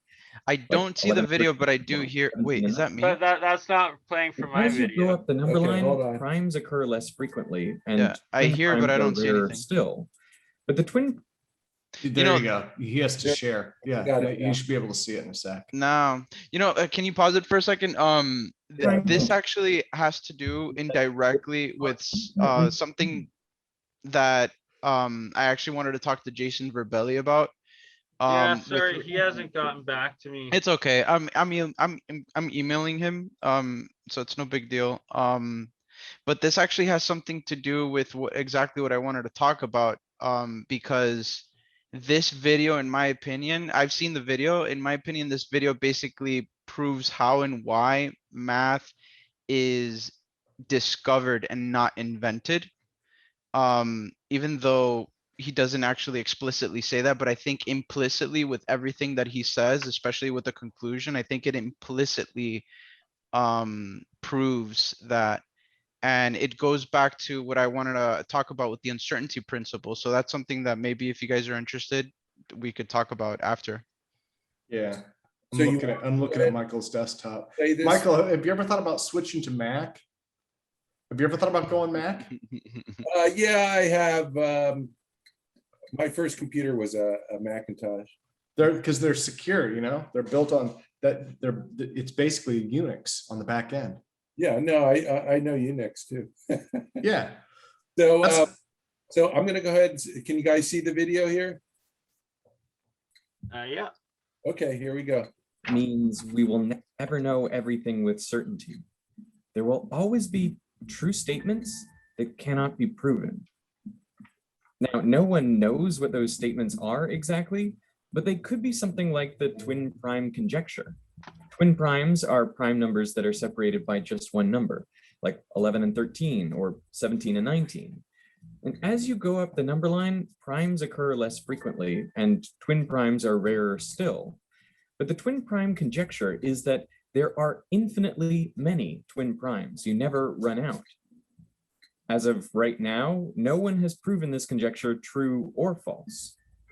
But the crazy thing is this: we may never know, because what has been proven is that in any system of mathematics where you can do basic arithmetic, there will always be true statements that are impossible to prove. That is life. Specifically, this is the game of life, created in 1970 by mathematician John Conway. Sadly, he passed away in 2020 from COVID-19. Conway's game of life is played on an infinite grid of square cells, each of which is either live or dead. And there are only two rules. One, any dead cell with exactly 3 neighbors comes to life. And 2, any living cell with less than 2 or more than 3 neighbors dies. Once you've set up the initial arrangement of cells, the 2 rules are applied to create the next generation, and then the one after that, and the one after that, and so on. It's totally automatic. Conway called it a 0-player game. But even though the rules are simple, the game itself can generate a wide variety of behavior. Some patterns are stable. Once they arise, they never change. Others oscillate back and forth in a loop. A few can travel across the grid forever, like this glider here.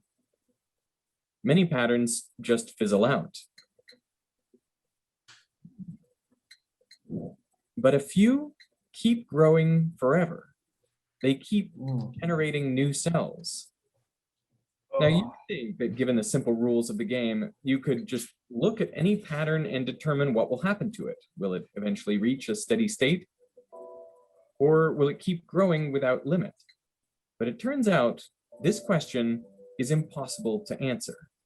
The ultimate fate of a pattern in Conway's game of life is undecidable, meaning there is no possible algorithm that is guaranteed to answer the question in a finite amount of time.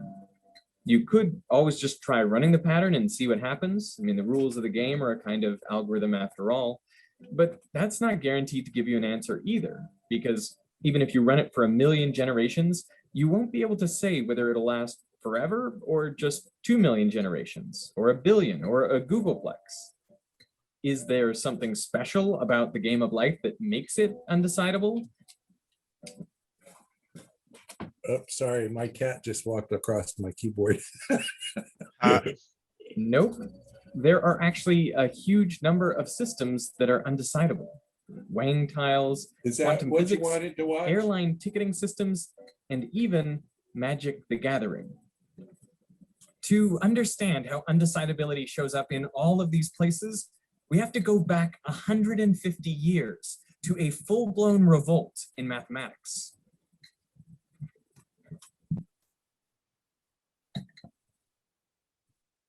In 18...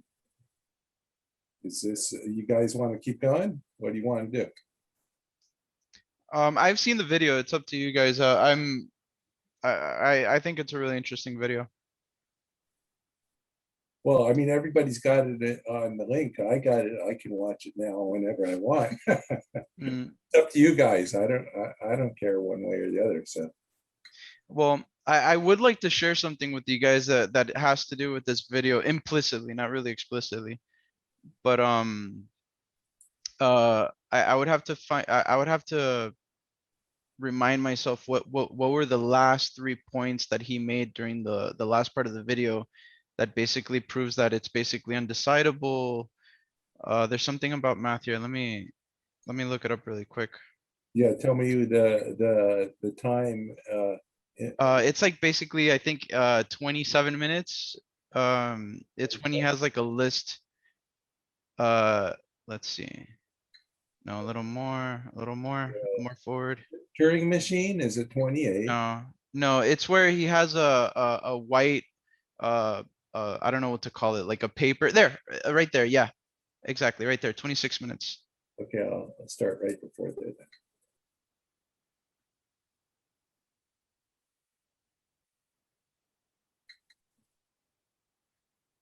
Okay. I'm gonna tell you when to pause because he has it right there. Well, you could just halt go or ahead. not on a given input. I'll tell you now when to stop in And a this second. means mathematics Stop. is undecidable. There, Right there. So that's basically the point of this video where he explains why it's not complete, why it has a question mark right now, but eventually he puts an X on top of the consistent part. And it's also not decidable. And this has to do with what I wanted to actually talk about earlier with Jason with regards to his theory of emission of like how light actually emits and travels. Because so basically the interpretation that I have for the uncertainty principle as to why it's true is that the theory revolves around basically like the only way anything physical matter or anything that you can measure. Tim, welcome back. We're actually about to start talking about something interesting. I'll just go ahead and just go back a little bit. I didn't really get to start. So basically this video, this guy basically talks about how math is incomplete, inconsistent, and undecidable. Okay. And that's basically the bottom line of the video. He goes on to like explain exactly why throughout the video, but this is like the ending where he actually explains like why it's not any of those 3 things. And then I was saying how that basically has to do with what I was taught with what I wanted to share with you guys earlier with regards to the uncertainty principle. It's like a new perspective as to why it's true. And it basically revolves around a new a different perspective with regards to how light or matter exists to begin with. And the bottom line is that in order for anything to be measured, whether you could hear, smell, touch, taste, or whether it's a very sensitive man-made instrument that you create, a microscope or whatever, what have you, in order for anything to be measured, it first and foremost needs to be in a state of vibration, right? And the whole idea behind that is that if you were to, an analogy would be that if you were to imagine a pond, a body of water that's completely still, and a little rock, pebble, whatever, what have you, starts vibrating, it would start creating ripples.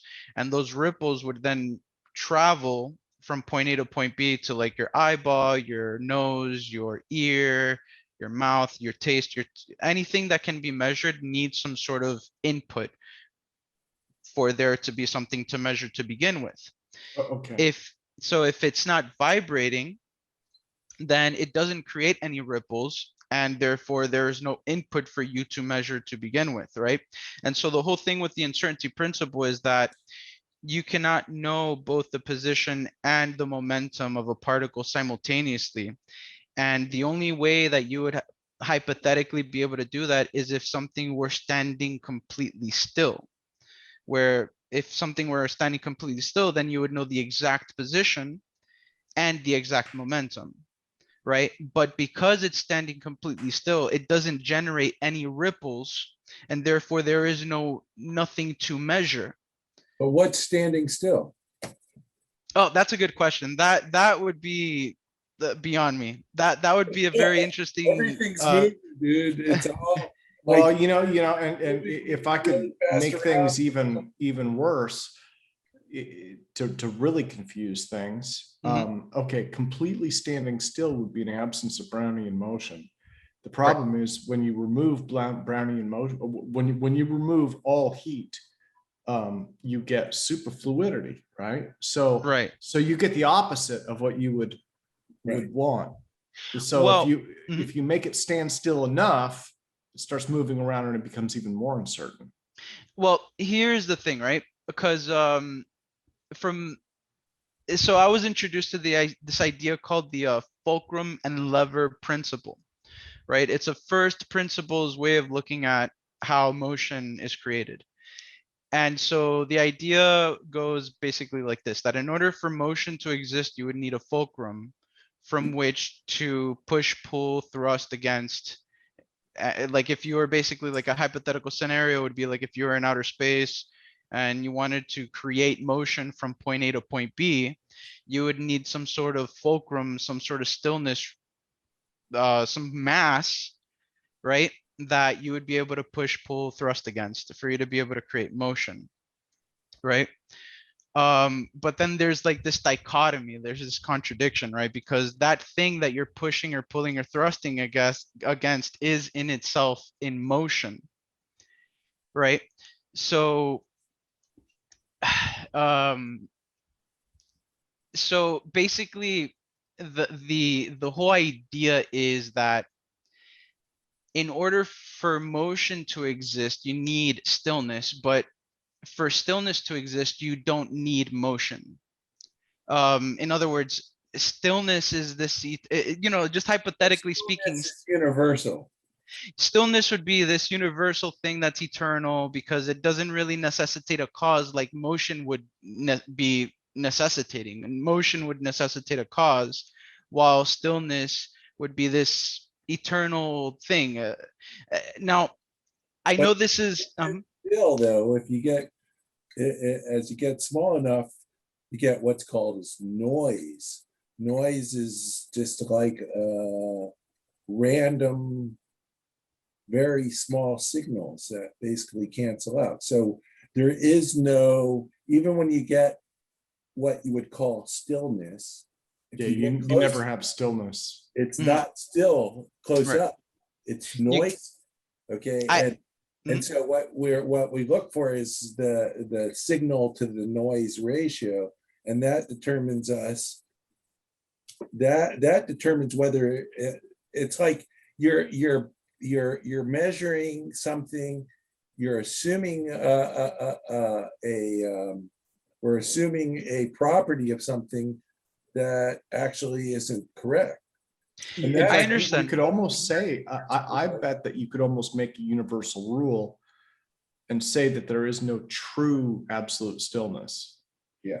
Right. Well, I understand where you guys are coming from, because from the things that I've learned, I've come to understand that there's a quote unquote race towards the absolute 0 Kelvin temperature, which eventually people just came to abandon that race because they eventually realized that no matter how close you get to 0, the temperature, you can never actually attain 0. You can only ever attain some. Well, there's data out there that they've created The Bose-Einstein condensate. states that are below 0. I'm sorry? That are below 0. Again, it's a vibrational mode of the thing. Right. That would be like mathemagic to me though, because I'm really looking at things from a first principles, like very primitive, like, 1 and 0, very simple.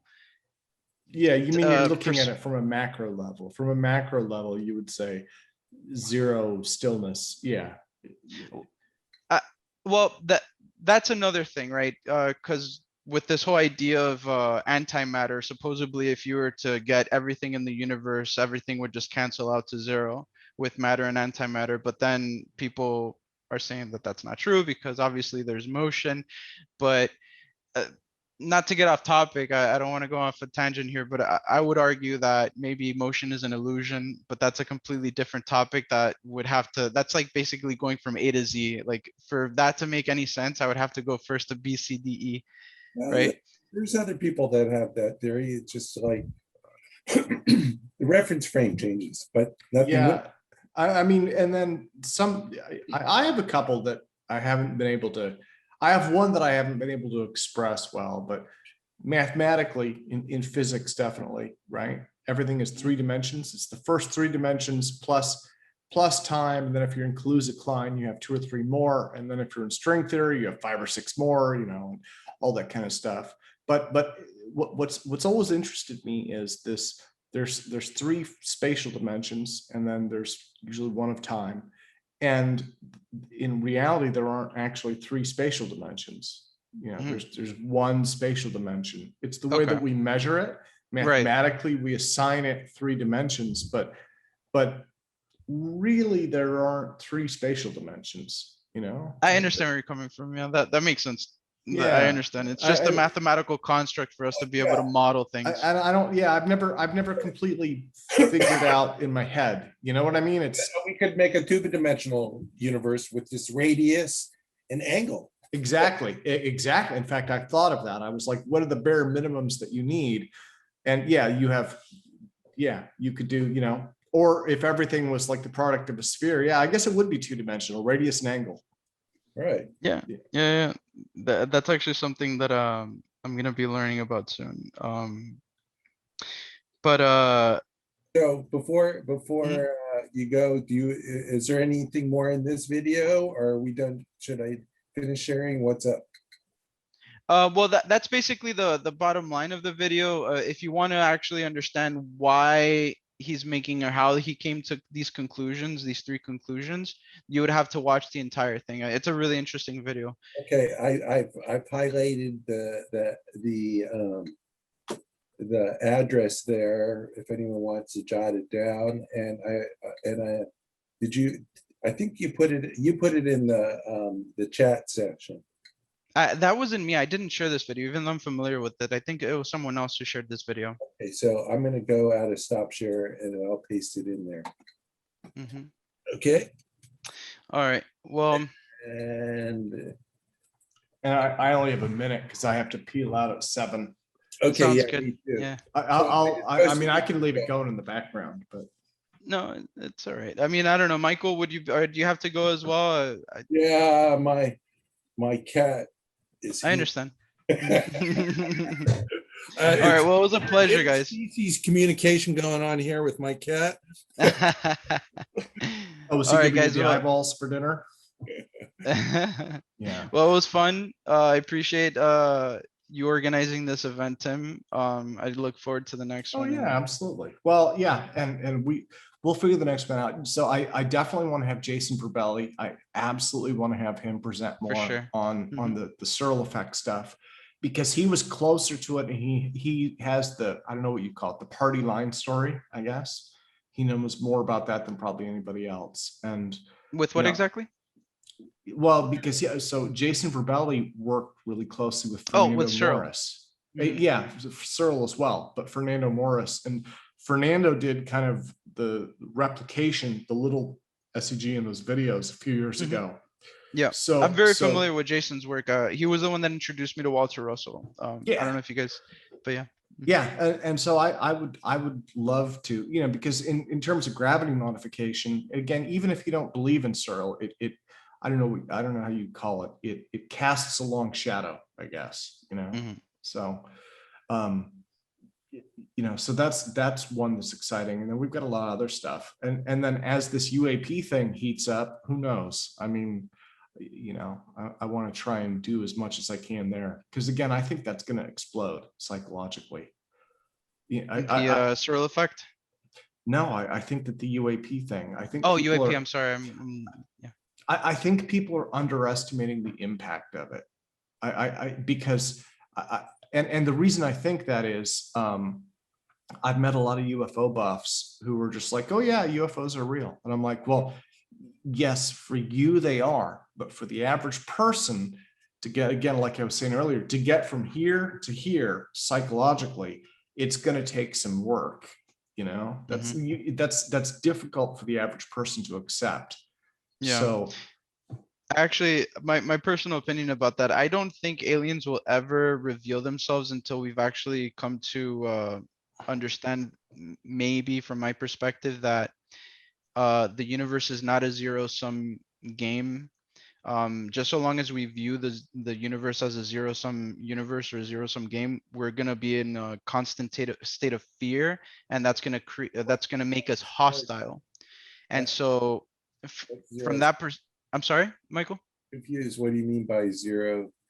Well, the laws of thermodynamics doesn't allow for basically, it's basically a zero-sum universe. That's what the laws of thermodynamics basically stipulates, that in order for you to get something, you have to sacrifice something. And so there's this scarcity principle inherent within the very laws. and that's more of our socioeconomic system. And Yeah, I think I agree with Tim on that. If that was true, I don't think there'd be any life on Earth.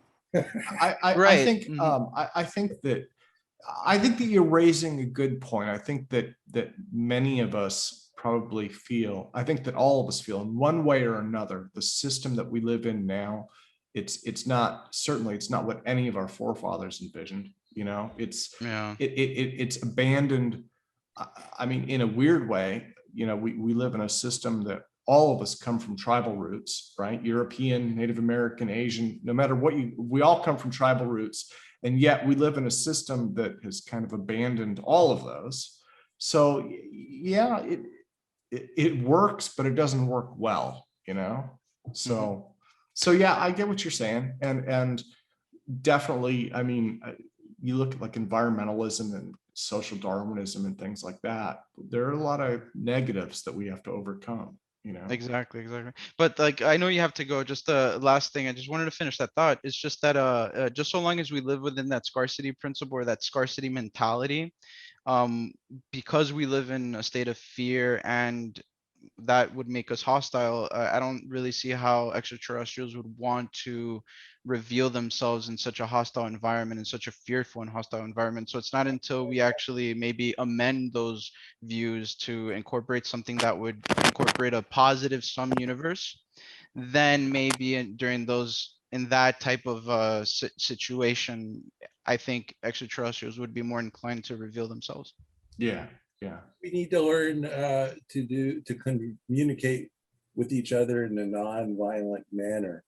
If we can communicate non-violently, which means that we're empathetic to each other, even if we don't have the same views. If we could learn to do that, if we could learn to love each other despite our differences, we could love. Me and my cat have a great, lots of empathy here. My cat knows how to let me know when she's hungry. With Okay. love. So if I can Okay. communicate with my cat in nonviolent manner, why can't we do that together? Why Yeah. can't we be friends? You know? Well, All right, so guys. guys, I'm going to stop my video and then mute. And I guess it just, Right, too. But you well, guys, I guess if it's just us, maybe I'll just close the conference down then. Yeah, I'm gonna get that on out of here. Okay. Well, thanks again, guys, and have a wonderful evening, and I'll see you next time. All right, guys, take care. Bye.